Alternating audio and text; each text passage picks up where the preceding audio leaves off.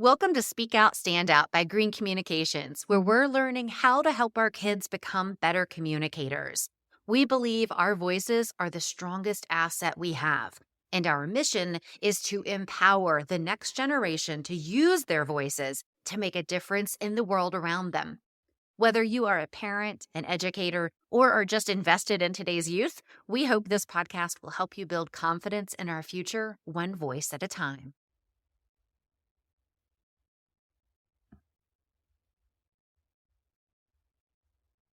Welcome back to Speak Out, Stand Out. I'm Elizabeth Green, and today's guest is Dr. Guyla Greenly. Dr. Guyla is a coach, speaker, and author at the Dandelion Leadership Coaching. She is also the author of Knock It Off, How to Quit Being a Jerk at Work, which is a comprehensive guide to getting hired, excelling in the workplace, and knowing when and how to quit a job. And clearly, she's an expert in all things about the workplace. What does this have to do with our kids? Well, it actually has to do with a lot, because we want our kids to grow up to be confident communicators so that they're going to be happy and successful in their future careers. So we're going to talk about some of the qualities today that we look for that help us become successful, and how we can help our children develop those skills and strategies and qualities now, right? So Dr. Greenly, thank you for being here. Thank you for having me.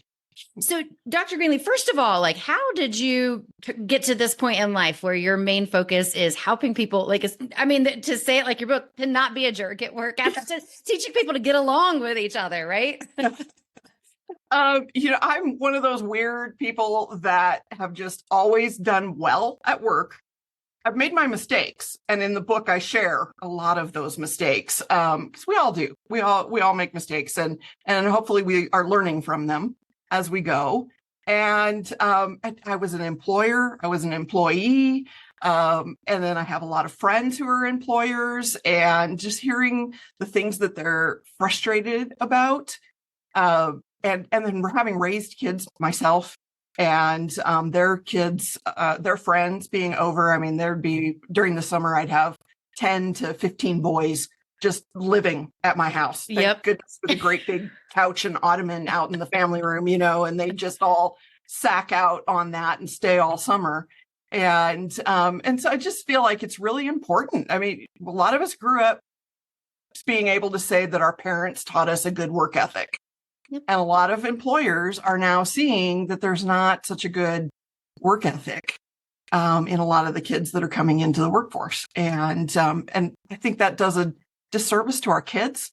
Then they're miserable, they're unhappy, they don't understand why they can't do as well as other people. And so I just want to be able to help as best I can. Right. Well, and especially with as many hours as a traditional, full-time job takes you, and you're spending outside of the house, or even if you're in your house working, you want it to be something fulfilling and something that you enjoy the people that you're communicating with and working with, and not something that's weighing on you, right? Exactly. Obviously, that makes a major difference in your overall quality of life. Well, actually, if you look at the 168 hours a week that we all have, a third is spent sleeping. A third is at home, and a third is at work. Yeah. So if a third of your life is out of balance in any one of those areas, or miserable in any one of those areas, it's going to carry over into the others. Absolutely. So, well, let's just break it down then. If we want our kids to be confident communicators, happy, successful, all of those things, what do we need to start teaching them and instilling in them now besides work ethic? Right. I had several things that come to mind. And one of the first ones is self-awareness. There was a Cornell University study that shows that the number one indicator of success across the board is self-awareness.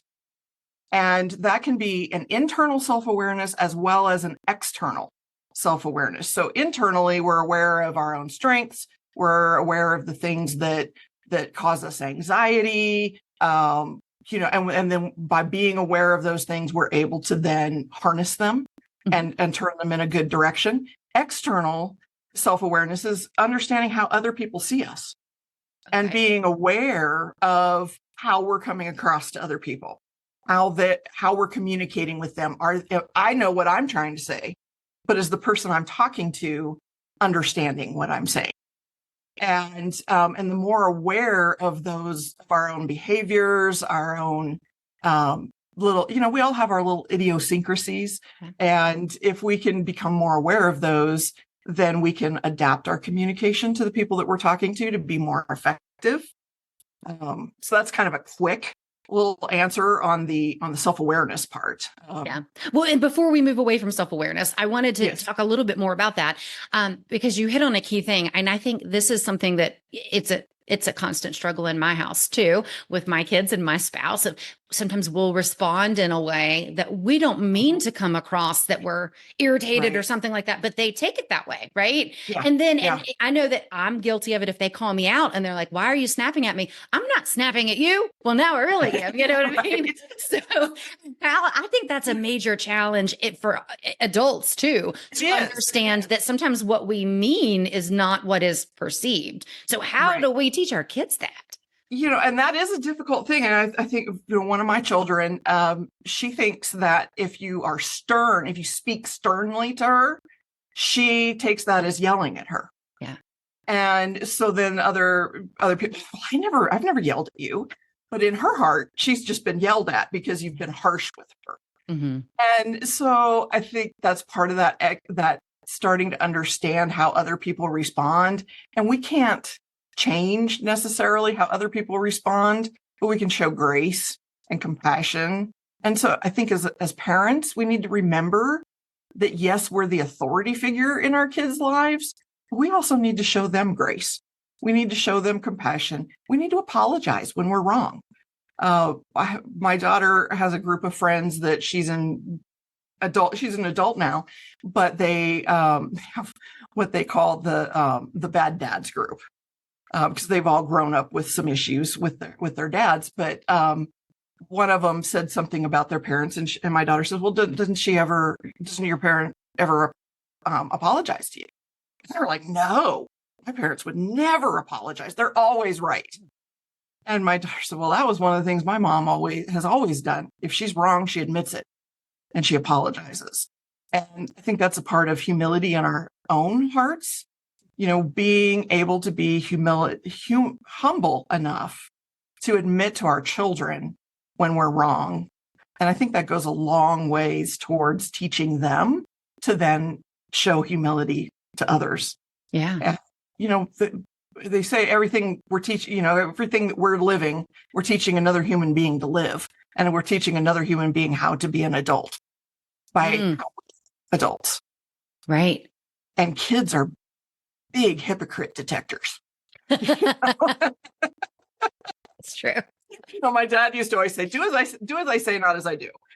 Right. But that doesn't work, right? It doesn't work. Why? If we're not doing it, why would they? Exactly. Because if we don't see it as important enough to do in our own lives, then our kids are going to dismiss it as not important. Yeah. That's powerful. And that goes for a lot of things. That's just outside of just communication skills, life in general. There's a lot to think about there. So, but I totally agree. And I think that's a really good point. And I know that there are a lot of people that feel like you just said that they should not apologize to their kids. But how are our children going to learn to take responsibility for their mistakes and apologize if they don't see it happening? Yeah. And I think some people see it as a weakness. Apologizing is a weakness, or they see it as that it's undermining their authority with the child if they ever admit that they're wrong. But I think it builds respect. And, for kids to be able to see it modeled is valuable. And then I think that the respect level for parents goes up when they feel like they can trust their parent to be honest with them, even in their own mistakes. Yeah. All right. So self-awareness, internal and external, right, is something big that we need to focus on with our kids. What else can we work on with them now? Well, and it kind of follows in with that a little bit, but in my experience, the greatest leaders, the best leaders are great followers. You see the bosses out there that are that big authoritarian, they're yelling, they're demanding, they're not being humble, they're not showing respect. They're also usually not very good followers. And so I think to be able to lead well, we need to know how to follow well. And I'm using the word humility a lot, but there's a lot to that of being humble, being kind, being gracious, being merciful to other people.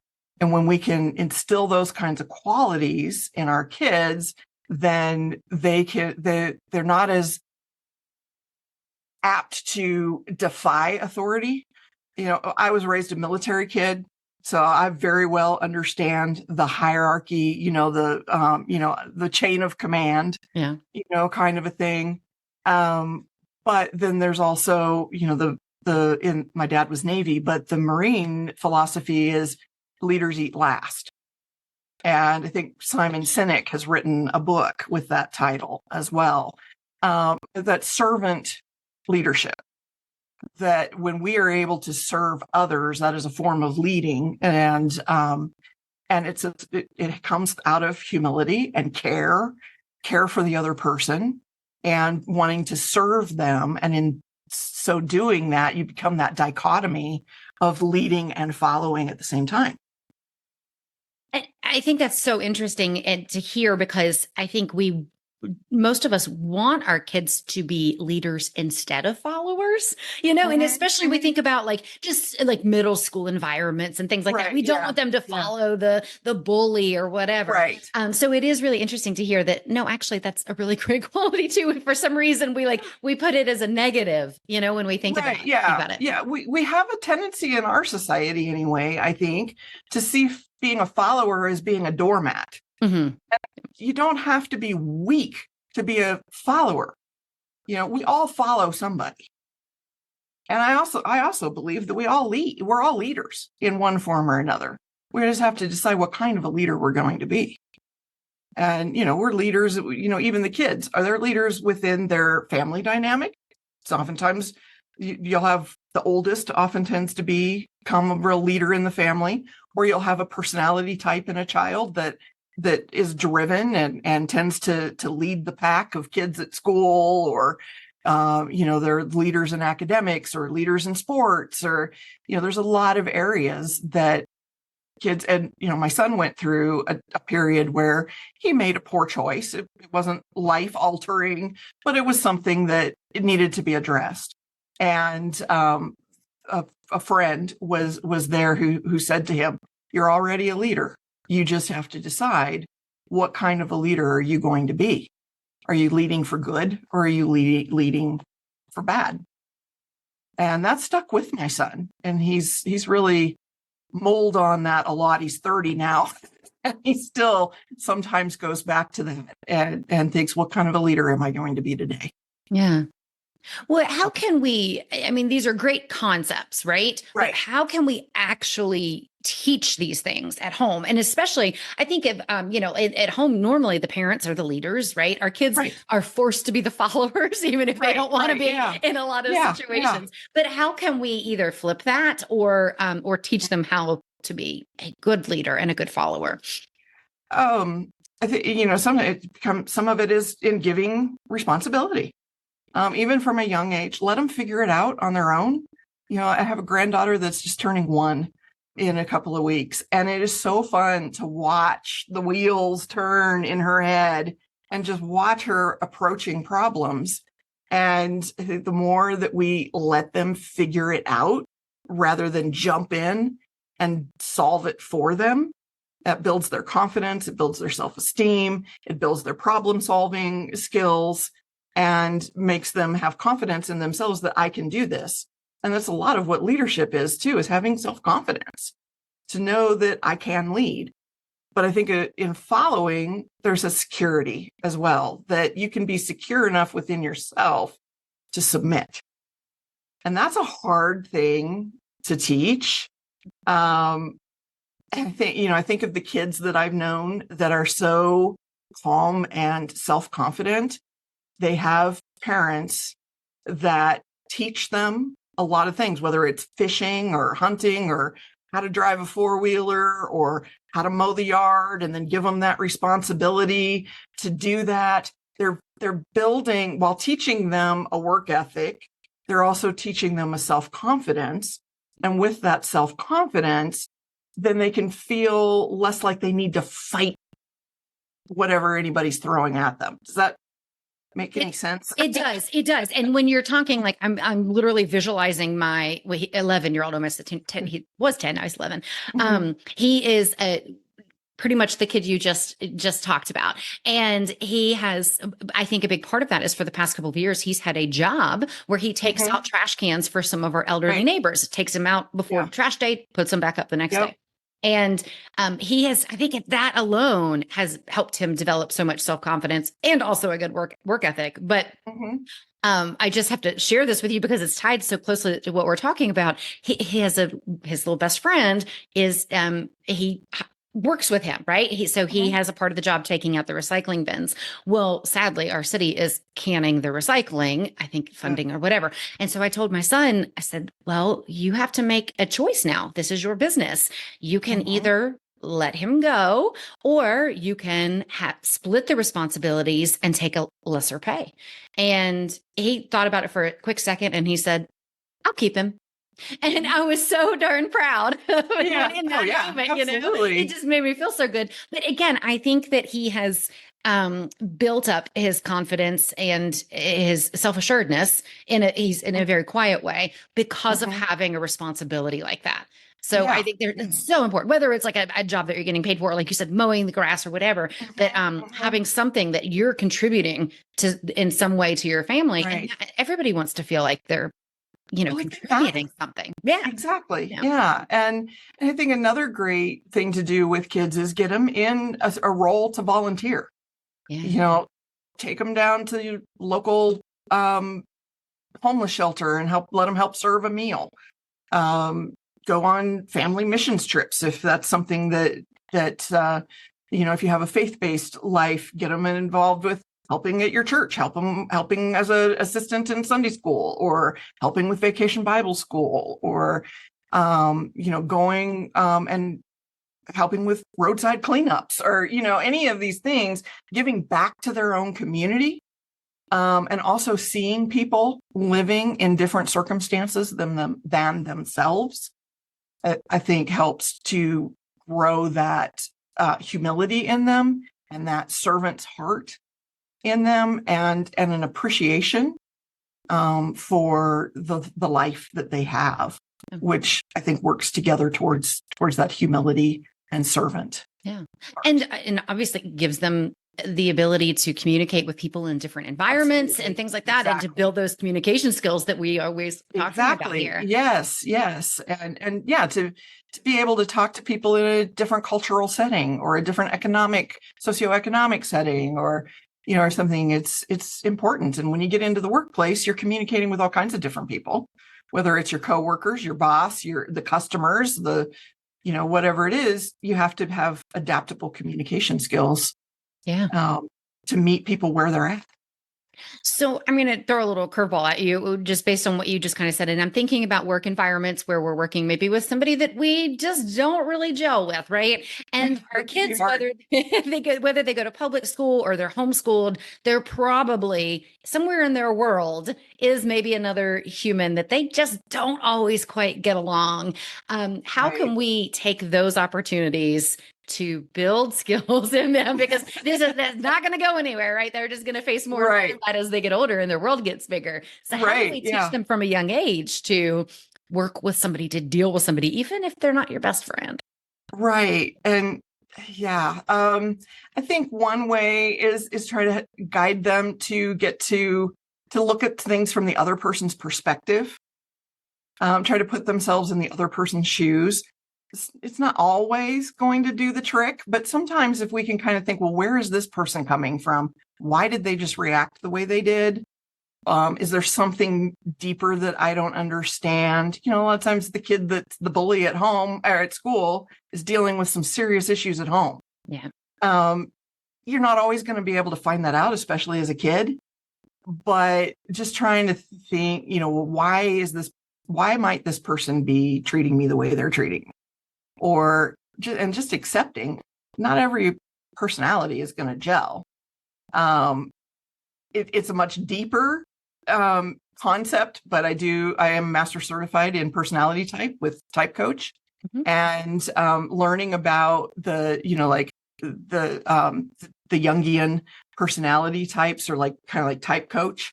But learning what other people's personality types are can really help you understand how they communicate and why they communicate the way they do. So even just starting to teach kids about those things on a lower level, like introverts and extroverts doesn't mean shy or outgoing. It means how you get your energy. And so if you've got an extroverted kid who doesn't understand why the introverted kid doesn't want to go out and do things with them all the time, maybe helping them understand that they need time on their own to recharge, so that they can have a little bit more compassion for that kid. If your kid is the introvert, give them that space to recharge and explain to them that you're doing that for them. Yeah. So that they can start to understand that and start to see that other people are wired differently. And that's, I don't know that I'm answering your question real well here. No, you are. And I love what you just said, though, because I have always just made introverted and shy synonymous. And you're right, that's not the case. And I think that's good for us as parents to hear too, because some of us do have kids who are more introverted, and we might have concerns. Oh, I don't want them to be shy. They're going to have a harder time in life if they're shy. And like you said, doesn't necessarily mean that they are at all, that they're just not ready to be around people and energized and engaged all the time, right? Yeah. I'm the only extrovert in a family of introverts, until I had children, and then I have an introvert and a couple of I have two introverts and an extrovert, and it does make a difference in in how you interact with people. Yes, for sure. Well, I think these are some great things that we want to consider and we want to work on and look to build in our kids. What else? Do you have any other tips and strategies to make sure that we're growing the kids that are not going to be the jerk at work? And that's the other point is, and it kind of follows along with some of these things, but with self-awareness, and then also self-leadership or self-care. A lot of what we see causing the jerk at work is a me first mentality, that, it's all about me, and and demanding respect from other people. This concept of, I don't respect you until you earn my respect. Well, I'm sorry, what makes you so great that I have to earn your respect? We should respect other humans simply for the fact that they are human beings, and show them common courtesy, common respect. And we teach our kids that, that we start out with respecting people, and then they may lose our respect by their jerk actions. But if we start the relationship from a place of respect and treat others with respect, but then knowing how to handle our own emotions, you see so much of what happens at work is people are exploding, they're yelling, they're throwing their own little tantrums because things aren't going their way, they're getting burned out. It's affecting their behavior, it's affecting their ability to show up and do a good job. So if our kids can learn to, like, if they're that introvert extrovert, learn to know when you need that time to recharge and how you recharge best, and make space for that. If you know what really makes you mad, then helping them learn how to control that anger when they, I think of my other granddaughter when she was little, and she'd get frustrated. She was like a year and a half, almost 2. And I could see her she was so frustrated, and she didn't know what to do with that. And she was almost shaking, and she was like, her head was shaking, like, what do I do? And she reached over and pinched me. It was the only thing her little mind knew to do to release that frustration. Yeah. And then we have to redirect that and say, I understand you're frustrated, but that's not how we express it. And then try to help them find a different way to express that anger and that frustration. If they can control that within the home, they're going to do a whole lot better controlling it in school, on the field, in the workplace.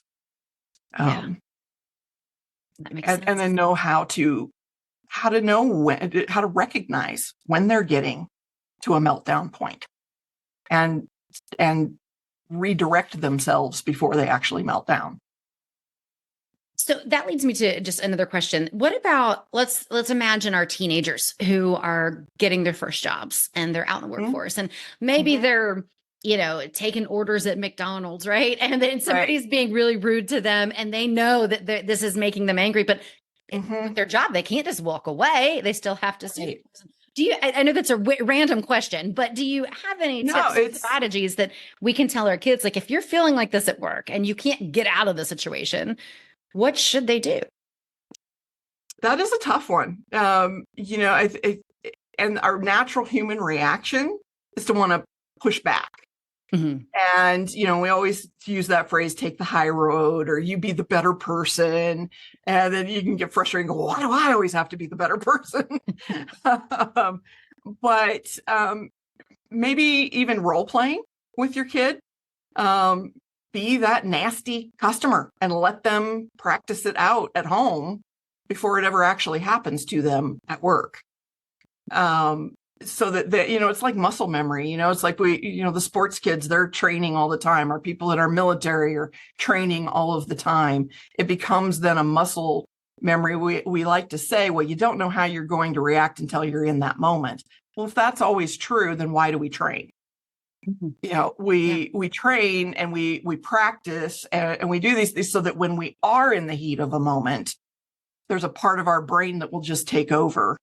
And because we've practiced it, we've trained for it, we've prepared for it, we don't just sit there with the deer in the headlights look and go and get speechless or get angry, that we prepared and we've already thought about how I will respond to this if it happens to me. Gotcha. No, that's good. And then if all else fails, go get your manager. Yeah. Or reach to someone that's nearby and say, could we trade? Could we trade real quick? I need you to take my place here. Now a manager might say that that's not the right thing to do, depending on the manager, but try it in the moment if it's going to diffuse the issue. And, but always trying to be kind, be generous, and there's just got to sometimes be some suck it up. But then there's other times where you're like, you know what? I'm not paid to take your abuse. Right. I mean, my goodness, some of the things you see, the way people act, it's insane. Yeah. And you can be kind and firm at the same time. And like, ma'am, I understand that you're frustrated. But what can we do right now to resolve this issue? Yeah. Or ma'am, I'm really sorry, or sir, I'm really sorry that this is a frustration. Let me step over and grab my manager for you. Yeah. And I think kind and firm at the same time, you're right, that it is possible and it's necessary in a lot of cases. And even when we're dealing with our kids, when they've done something that they're getting in trouble for, we don't ever want to be mean to them. Right. So we can be kind and firm at the same time. And then they're getting, hopefully, they're going to be internalizing that and then you're modeling that same behavior. Right. And I think somehow trying to teach them that it's not about you. That person that's acting like that, they're not acting like that because of something you are or have done or have, it's not, because that's really hard. You take it personally. Yeah. And trying to teach our kids that when somebody's acting ugly like that, their ugliness is coming from a place within themselves. And whatever it is they're dealing with, it's not coming from you and who you are as a person. And that whole concept of leave it at work or don't bring it home with you. It's really hard to do, particularly if you're more of a feeler. The thinker types can kind of look at that in black and white and just kind of, that was their problem and let it go. But a feeler is going to internalize that stuff because they're making their decisions based on the good of everyone around them and their own values. And so they can take it more personally. But it's that trying to teach them that balance of, you do the best that you can do and you let their ugliness be their ugliness. Yeah. And that's an important reminder for all of us, not just our kids, because we all face it, so you do, all of us. Well, Dr. Greenly, do you have any other last closing tips or strategies for us as we're working to build up our kids to be successful, be kind, be all the things that we've talked about? I think one of the issue that I see in the workplace that a lot of employers are struggling with is people coming in and wanting to pick and choose what part of the job they do. They're like, and one of my friends who is an employer says, I'm hiring you for a job. The job is not a smorgasbord. It's not a buffet. You don't get to just go through and pick the jobs that you like. Yeah. And leave the rest. And so instilling that in our kids, telling them, it doesn't matter if you're in school, if you're at home doing chores, if you're at school, if you're in a new job, there are going to be things that we just don't like to do. And as long as it's not illegal or immoral or hurting another person, if that's what you're hired to do, suck it up and do it. If you truly hate it, after you've given it a good, fair shot, then maybe you can discuss a proper way to leave that job and go to something that you like better. But as long as you're taking that employer's paycheck, you do what the employer expects you to do, whether you like it or not. Yeah. Because you're in a contract, you're in an agreement, you're trading service for money. And they're holding up their end of the deal, giving you the paycheck. So you have to hold up your end of the deal. And you might not like it. Find a way to like it. Find a way to make it fun if you can. And if you can't, then explore other options. Yeah, that's right. That's right. And then there's plenty of them, right? There's plenty of the options. There's no need to stay in a job that makes you miserable. That's for sure. Exactly. Yeah. Fast food is not for everyone. It could be a great learning job, but it's not for everybody. But somebody, some kids might want to go mow or go shovel sidewalks or babysit or, there's all kinds of different things that, that we can do, that we can find. And that's part of that self-awareness. What do I love? What do I hate? What really gets me excited? And start trying to find those things and find a way to monetize it. Yeah.